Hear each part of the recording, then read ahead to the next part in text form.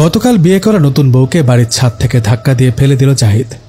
মায়া ছাদ থেকে পড়ার সময় অবাক দৃষ্টিতে তাকিয়েছিল জাহিদের দিকে, যেন মায়া কিছু বলতে চাচ্ছে কেন এমন করলে? আমি তো তোমায় ভালোবাসতে চেয়েছিলাম, আমি তো তোমার জীবনসঙ্গী হয়ে বাঁচতে চেয়েছিলাম। মুহূর্তের মধ্যে মাটিতে পড়ে গেল মায়া। আর জাহিদ একটা মুচকি হাসি দিয়ে বলল, আমার পথের কাটা শেষ, এখন কাউকে বুঝতে দেওয়া যাবে না যে আমি মেরেছি মায়াকে।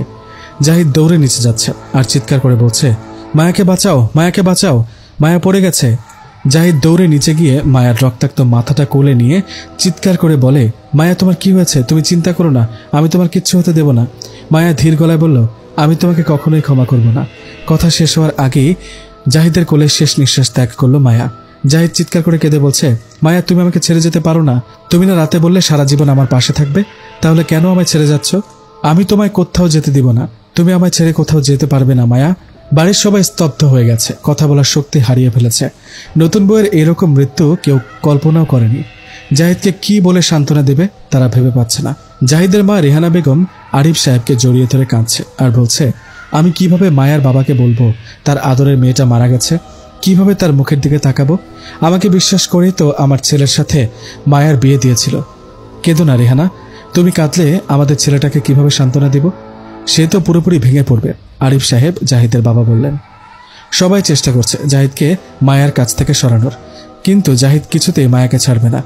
জাহিদ মায়াকে জড়িয়ে ধরে শুধু কাঁদছে আর বলছে, আমি তোমাকে কখনোই ছাড়বো না মায়া, আমি তোমাকে ভালোবাসি মায়া, তোমার কিচ্ছু হবে না, তুমি চিন্তা করো না।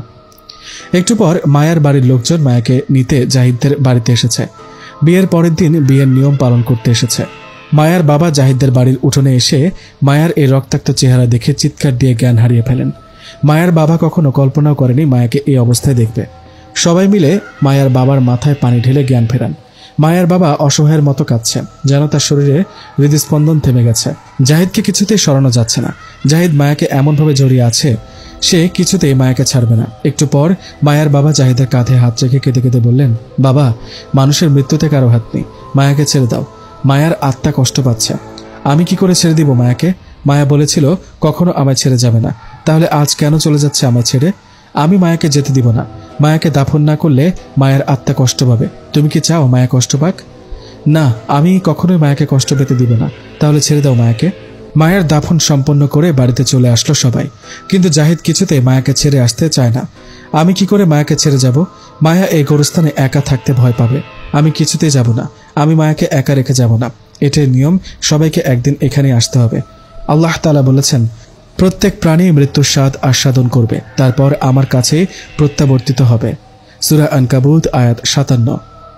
মায়ার বাবা আর সবাই মিলে জাহিদকে বুঝিয়ে বাড়িতে নিয়ে আসলো।